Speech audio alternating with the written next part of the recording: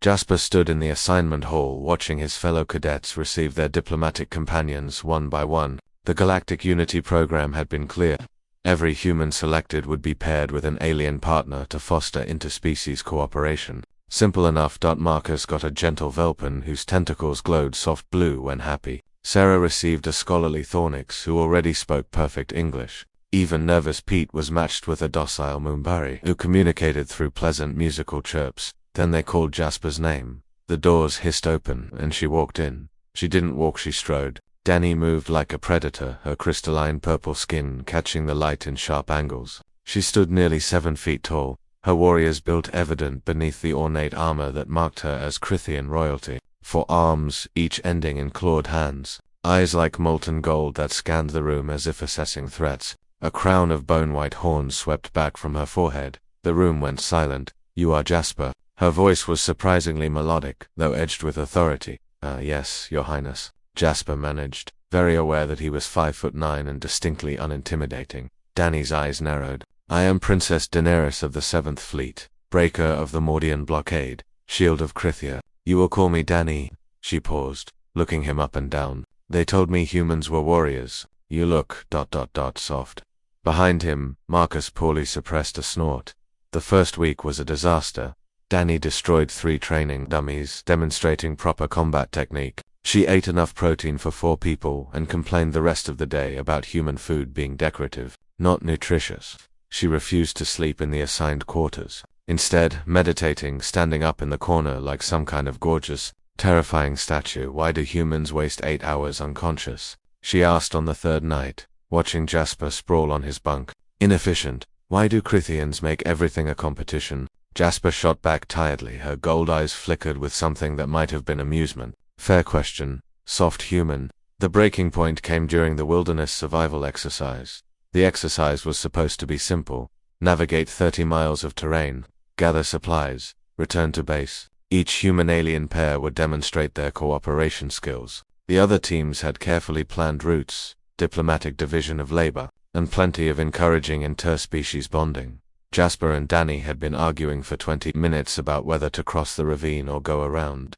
"Your human caution will slow us," Dani insisted. "We jump, that's a 40-foot gap. I have 4 arms. I will throw you. That is not better. Then you suggest something, little strategist," she challenged. All 4 arms crossed. Jasper studied the ravine. The bridge was out, just as the exercise designers intended. Most teams were probably going around. He noticed the old support cables still dangling from the collapsed structure, the angle of the rock face, the distance to the other side.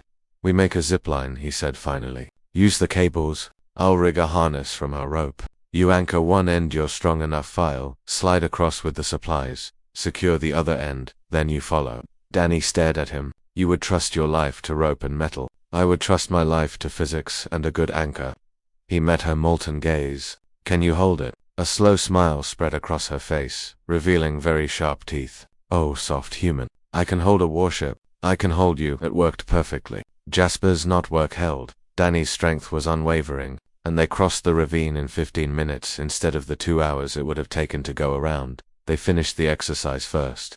"You calculated that in your head?" Dani asked as they waited for the other teams at the extraction point. "The weight ratios, the tension, the swing arc." "Humans are good at that kind of thing," Jasper said, trying not to sound too proud. "We might not be the strongest or the fastest, but we're good at finding solutions." "Your body is weak," Dani said thoughtfully, "but your mind is strategic." "Thanks. I think..." She made a sound that might have been a laugh. "On Krithia, we value strength above all, but I am beginning to understand why the galaxy fears humans. You do not need to be the most powerful if you can outsmart everyone else."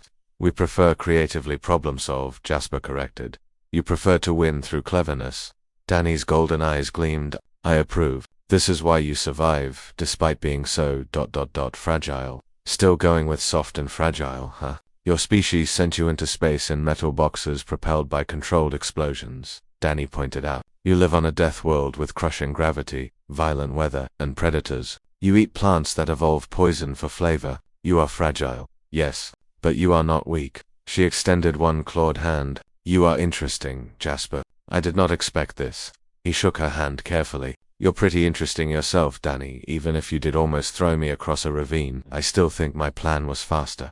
Your plan was insane, as I said, faster. 3 months later, Jasper stood before the review board for their final evaluation. How would you describe your partnership? The administrator asked. Before Jasper could answer, Danny spoke up. Humans are not the strongest species, not the fastest, not the most advanced. She placed one of her 4 hands on Jasper's shoulder gently, something she'd learned. But they are clever, adaptable. They see solutions where others see walls. This human especially, and you, Cadet Jasper, the administrator pressed. Jasper glanced up at his fierce alien princess companion. I learned that strength comes in many forms, and sometimes the best partnerships aren't the easy ones. They're the ones that challenge you to be better.